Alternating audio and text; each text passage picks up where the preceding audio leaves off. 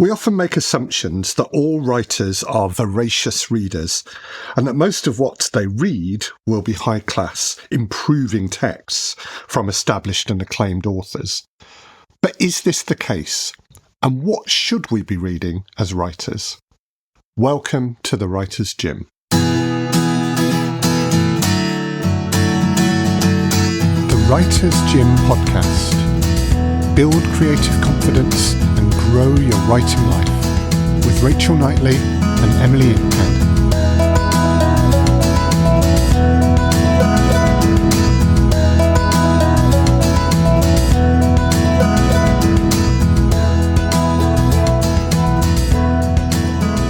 Rachel Knightley, Emily Inkpen. Hello.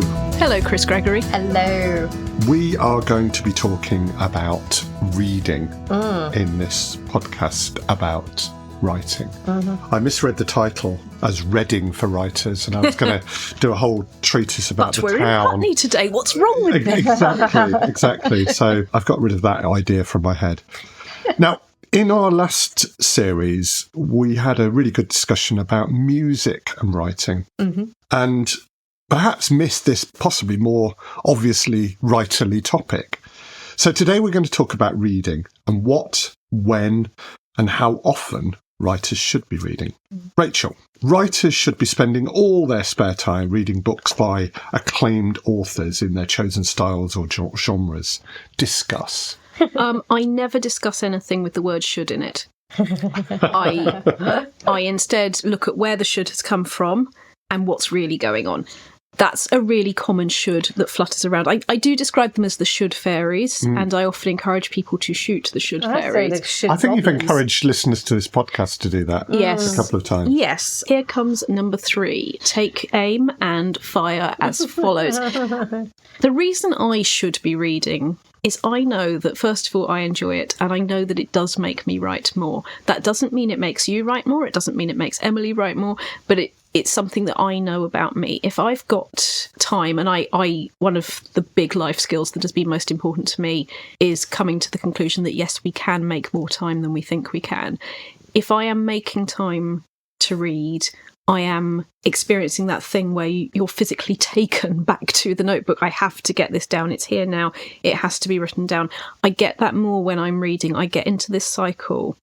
And I know that the more time I make around that, the better. It doesn't mean it can't happen when I'm a bit more time poor, but it's at least I know it's something to aim for, and it helps me enormously. I don't believe anything I've ever read has been irrelevant to what I write, and you could certainly never prove it either way. But reading in your genre, reading out of your genre, reading something so random that you're really surprised when it becomes the most influential thing on your next thing that you could possibly read is a huge and exquisite aspect of my life. Yeah.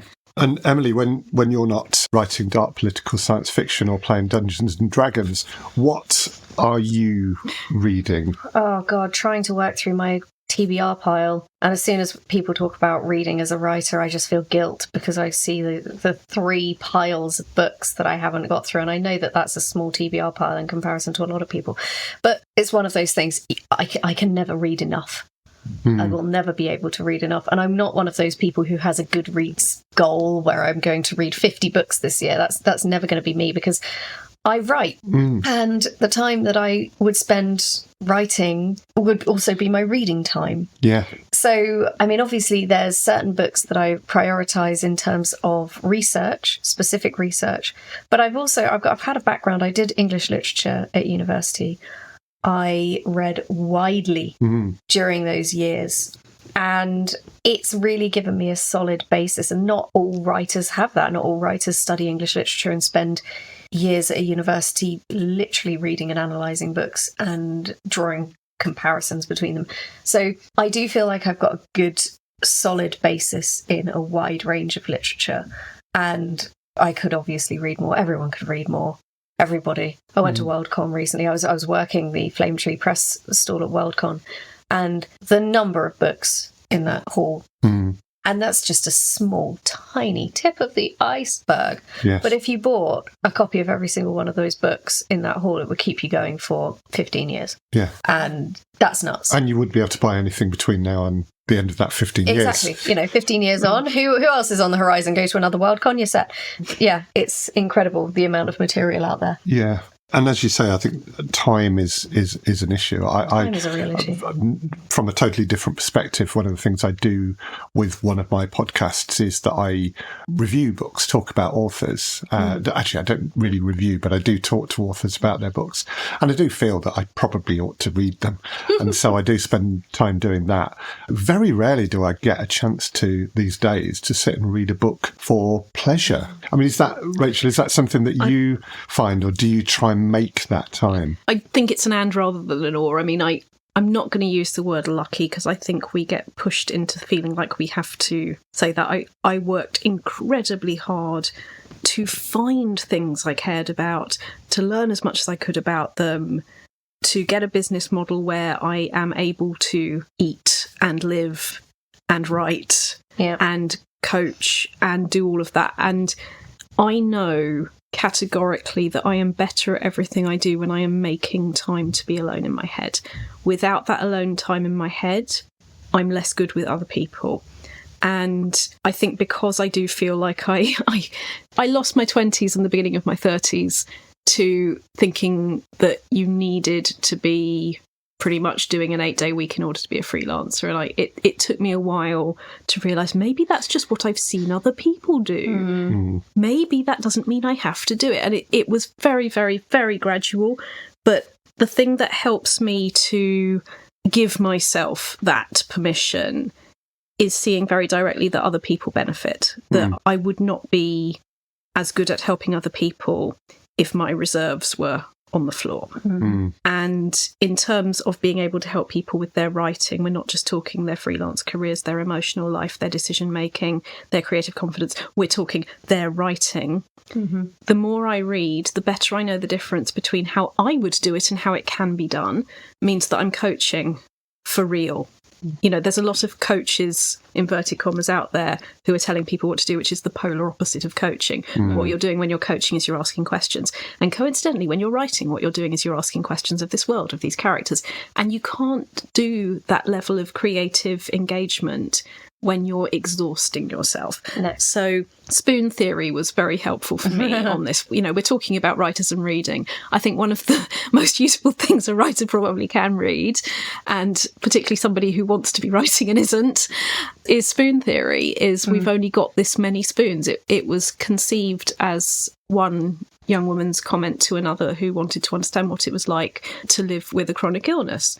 And she explained it in terms of, these are how many spoons I have. She asked her to get all the teaspoons from the cafeteria, put them on the table. If I wash my hair, that spoon of energy is gone. I've then got enough left to maybe go to this lecture that we're supposed to go to, or to go to this social event tonight. I cannot do both. They've gone when they've gone. And it explained energy like that. And it really caught on. You have more people than not now saying, I'm low on spoons right now. And it allows us to recognise it. So that was enormously helpful. But really, I think permission to think, what do I want my time to look like, is something that a lot of people get very angry about. And you will hear sometimes other people saying, it's a privileged position.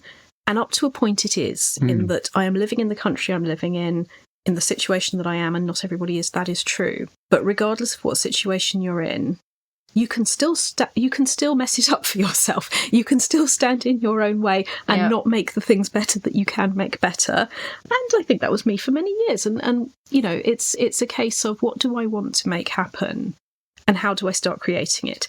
And that's how creative confidence works. It works on the page, but it also works in your life. And one of the ways, principally, that I can judge in myself, am I in a decent patch or in a really bad patch? If I'm finding time, such a poisonous phrase. If I am making time to read and write, things are getting okay. And if I'm not doing that and it's slipping, that's when I might need a conversation with myself. I might need a meeting with my manager, i.e. me, to say, what are we going to do about this and how are we going to carve this out, and take responsibility for that carving.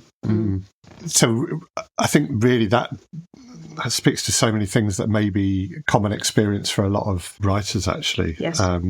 So as you say, it's making that time.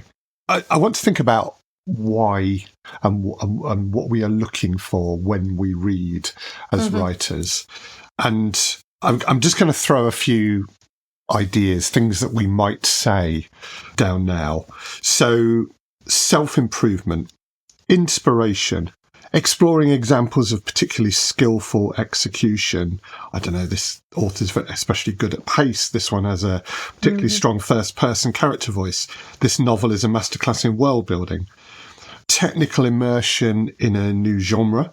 So we remember Gareth Powell talking about, immerse yourself in your genre. Yeah. Or, heaven forfend, simply entertainment.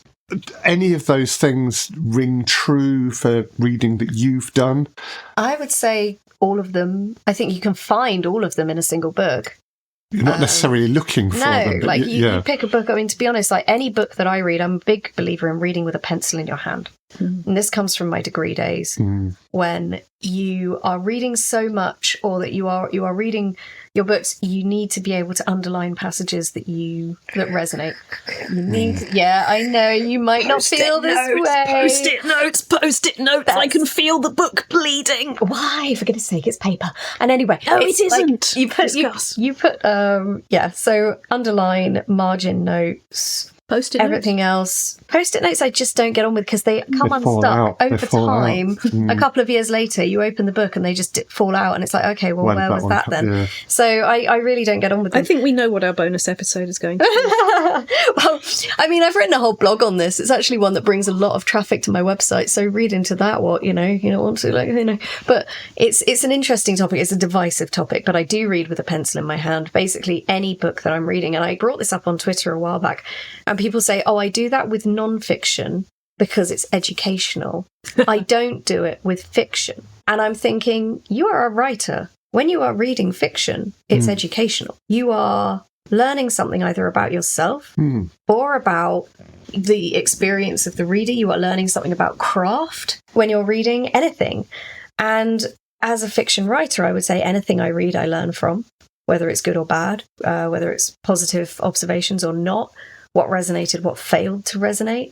There are moments in books that I've started circling things and saying, what, or why? Because it's just not resonating. There are things that are missing.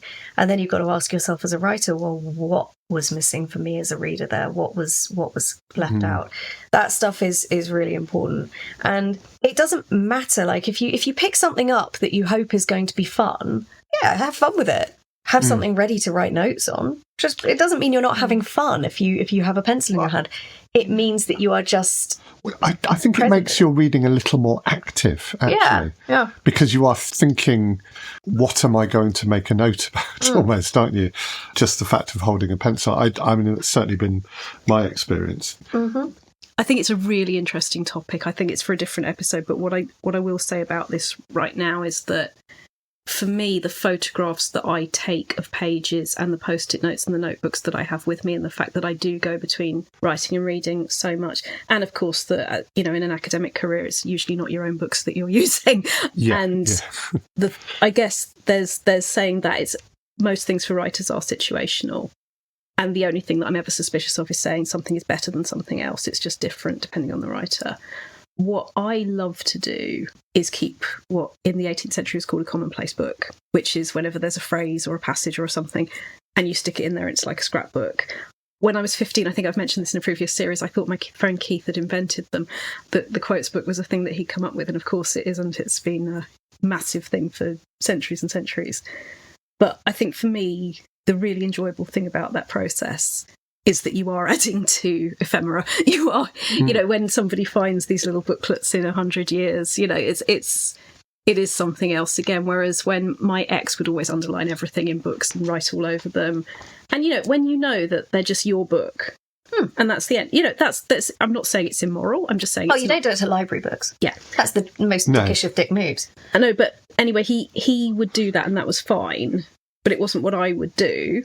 But one time he left one on a bus, and the woman who found it and put it into the London Transport lost property thing put a note in about how lovely it was to read it. So I completely accept that after we die and the books don't, Mine, in my fantasy world where they just continue their lives without me, which is an important thing in my world, that doesn't de-existify the other version of that, which is that somebody will really enjoy that as well.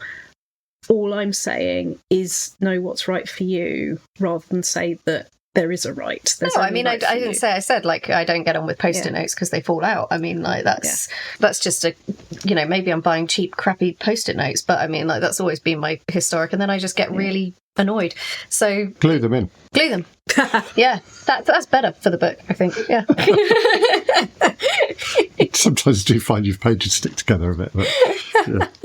Let's move on then to one of the reasons we might read, and that is for inspiration. Mm-hmm. And we are probably all writers because we are inspired by the work of other writers, by books that we have read. Now, clearly anything that encourages us to pick up a pen or tap some keys can be seen as a good thing. But is there also a danger in reading for inspiration, in that work can become derivative of writers who we really, really admire and absolutely love their stuff? It's funny, isn't it? Because that is one of the very common fears. Oh, I won't read in my genre in case I become derivative, or I won't read outside my genre in case I get distracted. It's an understandable fear. I would bet actual money that although I keep going on about how there's no right and wrong answer, for every single person who lets themselves enjoy what they're reading and lets themselves write what comes into their head, potentially as a result or just after that time or during that time, by the time you've moved it along and made it more itself and more yours, nobody's going to go, oh, it was that person. There was a Desert Island Discs with an author recently who said his tutor had said, well, that's your so-and-so book and that's your so-and-so book, and kept pushing him to write the book that was his. And that was UEA, and it was absolutely something I can completely imagine that we will be influenced. But the thing is that how obvious that influence is usually not quite as obvious outside of you to everybody else. And it's a case of every time you write, you're becoming a more experienced writer. You're moving closer to, I mean, there's Bowie lyrics about this, closer to the golden dawn. It's not about arriving. It's an image that kept coming back in his writing. You know, if I never see the English evergreen, you're going to say it's about the journey, aren't you? Yeah. Yes, I am. Okay. Actually, do you know what? I'm not at all, because it's about it's not arriving at a perfect thing. It's about being able to experiment. And the thing is, if you're too afraid of being derivative, you'll never move through being derivative. You'll never get through those curtains. Maybe it's just me. I remember writing a story about someone who was playing bass in a goth band, and it read like bad Douglas Adams, because I was reading a lot of Douglas Adams. I also was playing bass in a goth band. Sure. So it was like derivative on every level. Right. So one of the things that I would say is that writing is imitation. People can learn through that. A lot of writers get into writing through fan fiction, for instance. Yeah. Fan fiction is a huge gateway to original writing. And it's because you know the world, you know the characters, just explore, tell the story that you want to tell and have fun. That is the essence of fan fiction. And then writers do this, have fun, make friends who are other writers, then come up with an idea that's all their own and take what they've learned writing fan fiction into their original fiction. Yeah. Fantastic. Brilliant. People say that fan fiction is, they sort of, consider it like a dirty word or whatever. It's not. It's writing. It's having fun. What is life all about if it's not having fun? If it's not, God, I would be so excited if someone wrote a fan fiction on Dex Legacy. I would be so excited. For me as an author, it's like the pinnacle of achievement. You have arrived when you've got someone writing fan fiction about your stuff. And I've written some fan fiction in the past. I felt like it was just something that I needed to get off my chest, and I did. And sometimes that is exactly what you need to do. You need to imitate. You need to do that. You need to get the practice without worrying too much about original characters and about originality. Because it's also how you learnt to walk, isn't it? Exactly. It's also how you learnt to say words. Yeah. And then you work out your own pace of walking, your posture, your everything else the words follows you choose exactly in the words you choose in which order, and that all flows out of it. But and that's the word, is flow. Yeah, it doesn't happen if you're so busy second guessing yourself. You're so afraid to be imitating or to be copying that you don't allow yourself to go through the process and find out what's on the other side. I think there's another thing about intention. So if you are reading specifically to be inspired, you are going to be looking for inspiration specifically in those pages. If you are reading with the faith that you will be inspired at some point, whether it's through that book or through life or whatever, if you are reading knowing that at some point in your life inspiration will come, it's more likely to be authentic to you. If you are looking for inspiration specifically, I want to write a book and I like this author, I will read this author and then I will be inspired to write a book like that, you are instantly setting yourself up to follow that author. So intent, I think, has a lot to do with it. Yeah. I would never read for inspiration. I would read to enjoy reading. What will then happen is an idea in there will associate with an idea in my mind, and they will come together and create a new little explosion that is a new idea in the world, and I will write it down very fast before it swims away. But I don't read for inspiration. I'm not expecting it to do it for me. And breaking the inspiration addiction is just as big a deal as getting through that wall of, oh dear, I'm so scared to imitate. Yeah.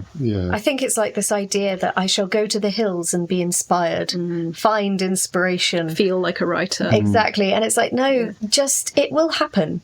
You've just got to have the faith that it will happen. Like for me, I've chilled out about writing down every idea, because for me, I find that the ideas that are going to carry me are the ones that annoy me, and they don't go away. So they're going to stick anyway. Yeah. Regardless of what you do. Yeah. And I know that there are some great ideas I've had that I haven't written down that have gone. And I try not to kill myself over that, because both hands are in the sink washing up and I can't get to a pen. You know, what are you going to do about that? But some ideas, the ones that stick and the ones that niggle, they're the ones that demand to be written. I try not to kill myself too much over that.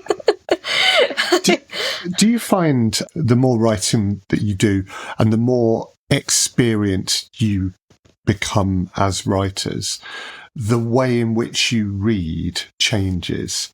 Are you looking for technical things in the way that, if I listen to audio drama, I'm thinking, oh, I like the way he's produced that bit, or she's written that character really well, or whatever? I do, but it hasn't done the thing where the magic is spoilt at all. The way I'd put it is the admiration is more specific. I notice what is working quite often in a more specific way than I might have done prior to working in it. Yeah. But it doesn't stop me from being in the flow. It doesn't stop me from enjoying the environment and being taken along by this. The idea that if you are thinking about it when you're reading or noticing things, because I think there's a difference between actively thinking and just being aware. And being aware is more passive. So when I'm reading something now, I will be aware of the structure. I will be aware of the character development. I will be aware of tension, moments of tension.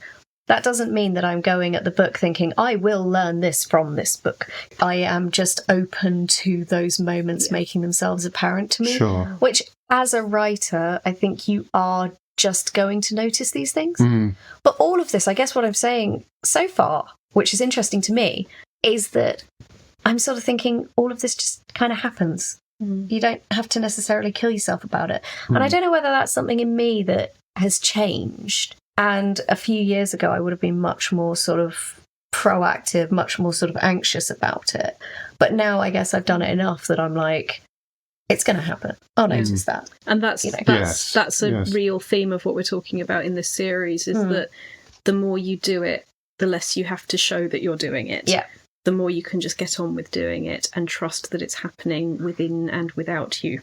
Yeah. The one thing I would say is that as I've been, because I'm on a much steeper learning curve right now in the field of audio drama writing, and when I'm watching series on TV and on like Amazon, Apple, whatever, I pay attention to cliffhangers.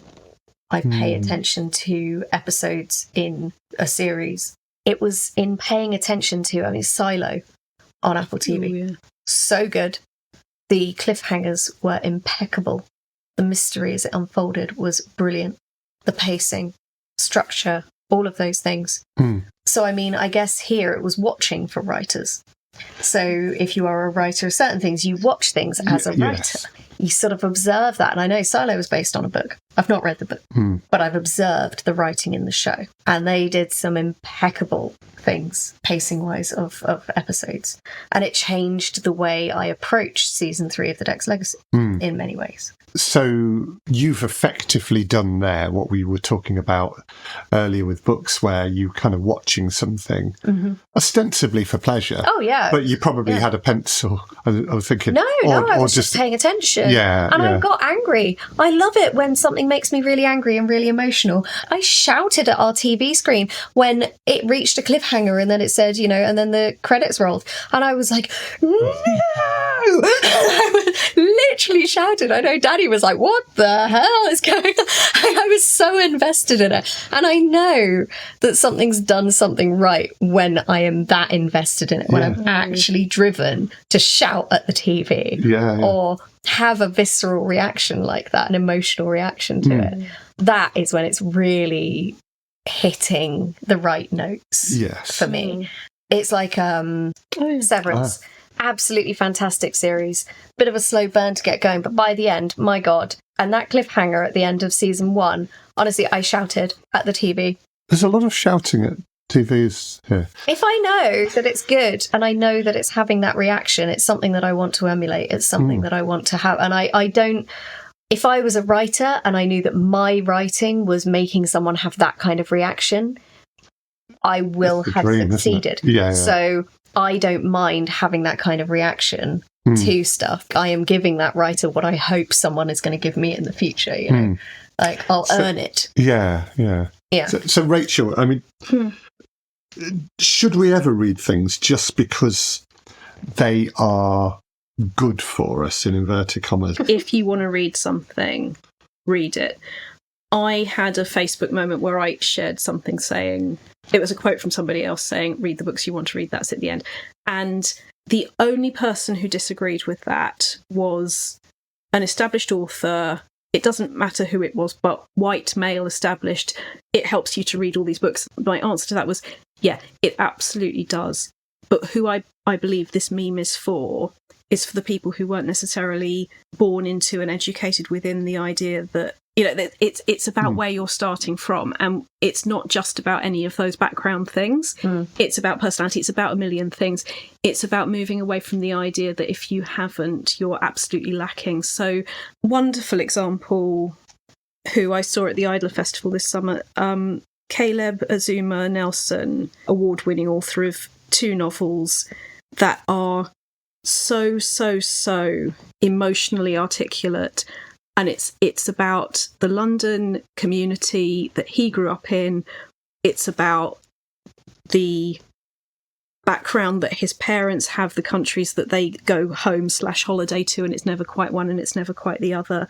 And they are love stories, and they are set in London, and they are not being overtly political, but they are aware of how the politics that they're growing up in is affecting and categorising their lives.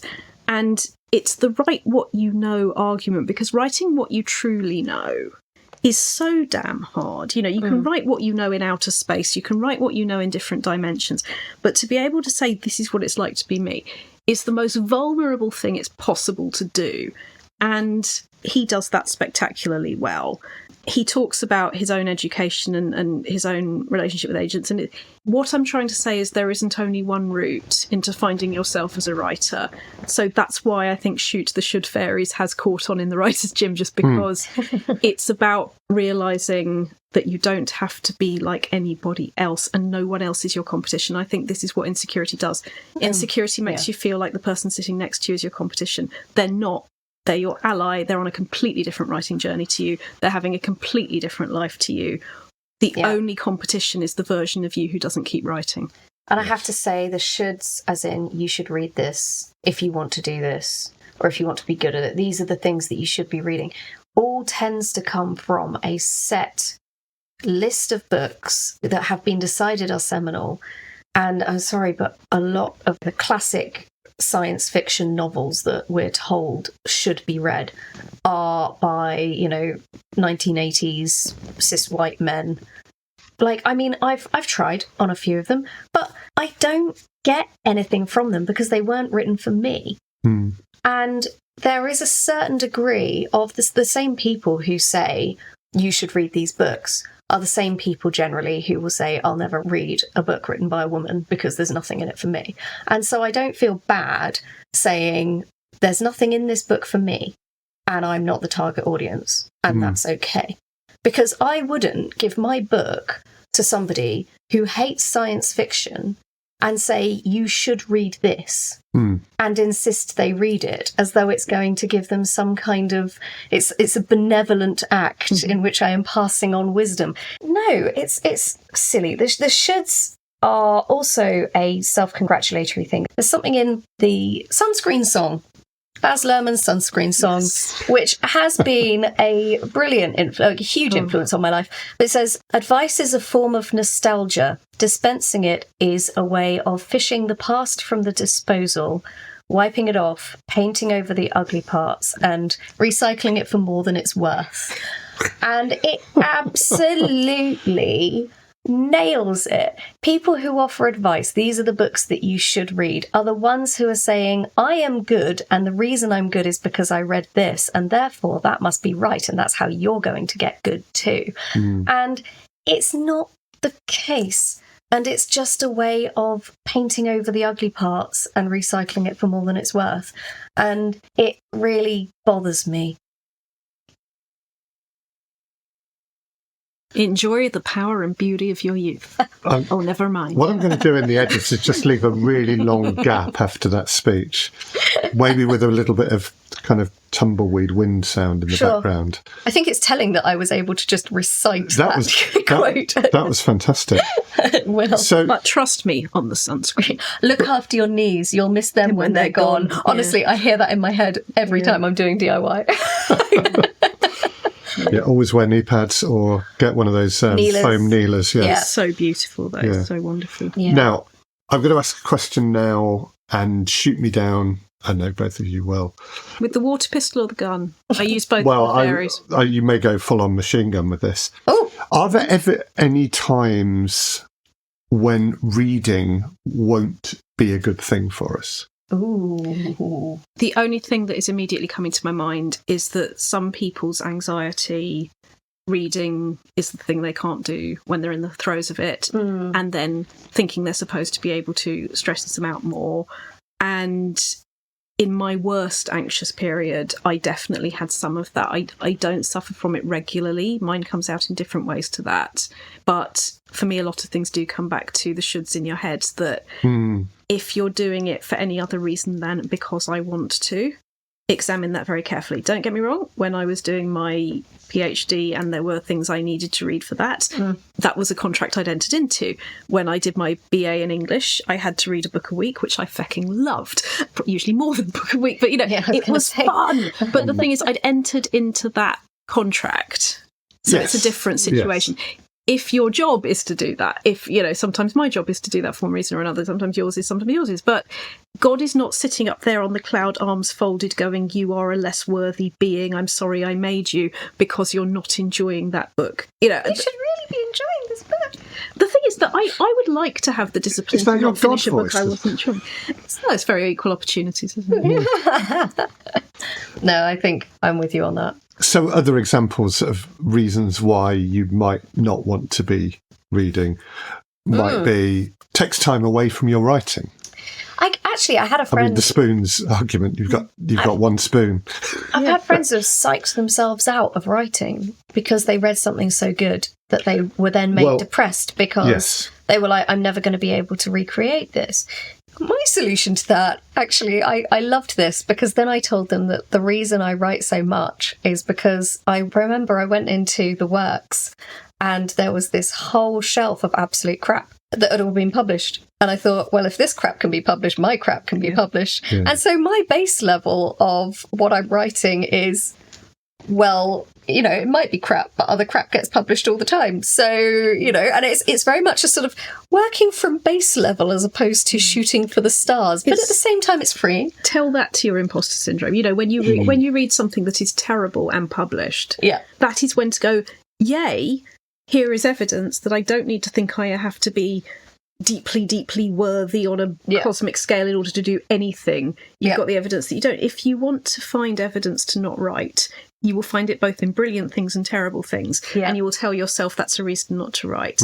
You can reverse that car. Yes. You can turn it over and say, okay, now I'm going to see this a different way. I absolutely saw that as I'm going to write a book and it might be the same level as crap. It might be a bit better, but let's have a go.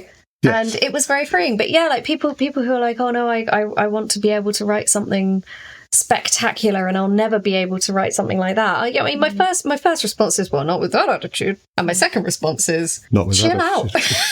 And also, normally when they're at that stage, they're expecting that perfect thing that they think they have to write to fall perfectly from their pen or keys onto the page. And the further you move away from perfect, the closer you get to good. Well, we are running out of time on this discussion. I want to talk a little bit about books about writing. One of the things that we have touched on actually in previous podcasts is there are lots of books out there. We talked about Gareth Powell's book, didn't we? Yeah. And we've mentioned a few others. Rachel Knightley, I believe you have I do. A book, don't you? I do. Your creative writing toolkit currently being expanded, so that version will only be available for a little bit longer. Okay. But currently... But an expanded version is on the way.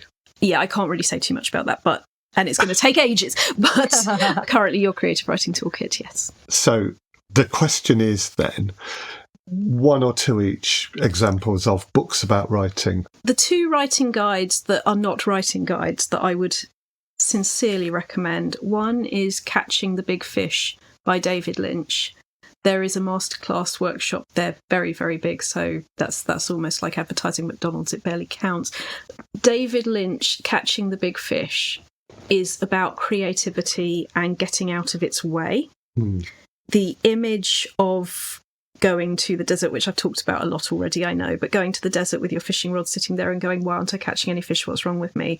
Versus going to the river, knowing you'll still need patience, sitting there, the fish will come along, catch the fish while they're there, rather than, oh, I can catch the fish later, I'm too busy now. You know, the images he uses around that were enormously helpful for me personally. The other one I would recommend is not specific to writing, but it does talk mainly about writing, and it does give the best guidance for feedback I have ever seen in my life, is Creativity, A Short and Cheerful Guide by John Cleese. And there are 2 pages on feedback, giving and taking it.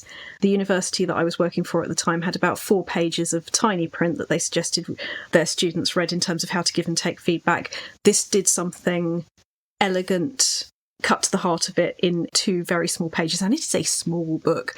I would be very tempted to hold a photo up in the show notes simply because it's that small, as indeed is Catching the Big Fish. You don't need to be told how to write, you need to be given permission to find out how you write. Yes. My ones are Ursula Le Guin, because she is the queen. Steering the Craft, absolutely fantastic book. And also Conversations on Writing. She did a series of interviews, and it was written and it wasn't published before she died. So she died after she'd recorded it and before it went to the shelves. And there is such a poignancy in it, if nothing else, just because of that. Absolutely phenomenal mind, phenomenal person, so approachable. And one of the things that makes her so inspiring to me is that her prose, she is a master of language, but her prose is very simple and accessible. And it's not flowery most of the time. In a lot of cases, it is just saying the thing. It's saying exactly what it means. And it is intelligent and complex, but essential. And I think that's the thing. It's essential words, essential writing. This is the essence of what it is, the essential. Yeah. Negotiating with the Dead by Margaret Atwood was the original title of what is now branded Margaret Atwood on Writers and Writing. I will leave you to decide what that says about marketing and things generally, but the first title worked very well because it was, by the time you've written something and are the reader of it, you've always changed. And that relationship, you're never going to be quite in one place with it. It's always going to be evolving, is enormously useful. Stephen King's on writing, there are things that are dated, fine, but I absolutely dare you to find anything in terms of a thing that is the thing it's talking about, in terms of writing a memoir. And then, he gets hit by a truck, a big, massive lorry thing, in the middle of writing this, has to move through physical and mental pain in order to continue writing it. And blah, blah, yes, he's written big books, we haven't, blah. But don't pretend for a second that was easy. And it is useful on so many levels. If you want a really good laugh, though, How Not to Write a Novel by Sandra Newman and Howard Mittelmark is wonderful and very, very funny, and it's mea culpa from beginning to end for most of us. Yeah. I've got on my shelf Damn Fine Story by Chuck Wendig. Haven't read it yet, but it comes highly recommended. Yeah, I'm not a massive one on the. I dip in and out of books on how to write. Because I guess I'm like a fuck about and find out kind of writer. Promise me you're going to write that book. A fuck about and find out kind of writer. Yeah, maybe. Like it's alliteration. Yeah. Alliteration, man. That's my style. I'm not one of those but I always feel should vary. I should be reading all the books about writing before I write, otherwise I won't be a good writer. Yeah. And I have read a lot. And I dip in and out of these books. They are the ones that inspire me, actually. I find most inspiration when I dip in and out of Steering the Craft and Conversations on Writing, because it centres me as a writer. It centres me as a writer to talk to other writers. Yes. And reading those books, it's like talking to other writers. But it's like having a conversation like this, except you've edited it. That's basically what it is. And expressed it as perfectly as exactly. It's like, yes. But I have friends. I go to conventions. I talk to people.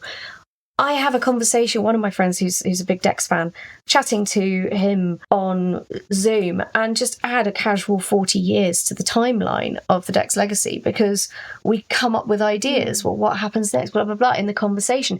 Nothing inspires you like talking to other writers, in my experience, or at least this is how I operate. And then I guess if I'm feeling stuck, or if I'm feeling alone, or if I'm feeling like I'm too, hampered, if I dip into one of these books, it relaxes me. Yeah, it's like, these people are like me. I identify with so much of what they're saying, and so much of what they're saying is normally familiar. So it's almost like, I know this, because they are universal truths. If you've been writing long enough, you recognise these things. And we'll probably bring in more of this in a writer's fuel, because what you're describing there is one of the most important kinds of fuel we have as writers. Each other. Yes, so join us for that one later in the series. So, Rachel, do you have an exercise or challenge for us? Oh, yeah, this is an important one. The exercise or challenge is to read our recommended reading lists in the show notes and then ignore anything that doesn't work for you. It's one of the most important exercises a writer has. Yeah. Sample. If you're enjoying, if it's doing something for you, keep going. If not, move on. And don't be afraid to write your own when you haven't read everybody else's. That goes for all kinds of books ever. How many pages would you give it before deciding it's not for you? That's the opposite direction to empowerment. You should read so many pages between 300 or 1,000. You should read or maybe 0. Somewhere in that range. Fantastic. Rachel Knightley, Emily Inkpen's alter ego voices in the background. So good to join you. Thank you for joining us on the Writers' Gym podcast today. Thank you. Thank you for listening to the Writers' Gym podcast with Rachel Knightley, Emily Inkpen, and me, Chris Gregory. If If you'd like to learn more about Rachel and the Writers' Gym, please go to rachelknightley.com. To find out more about Emily, please go to emilyinkpen.com. And for Chris, go to alternativestories.com. We'll print all these links and more in the show notes for this podcast. The Writers' Gym podcast is an Alternative Stories 2024 production for the Writers' Gym. Production, sound design and editing were by me, Chris Gregory.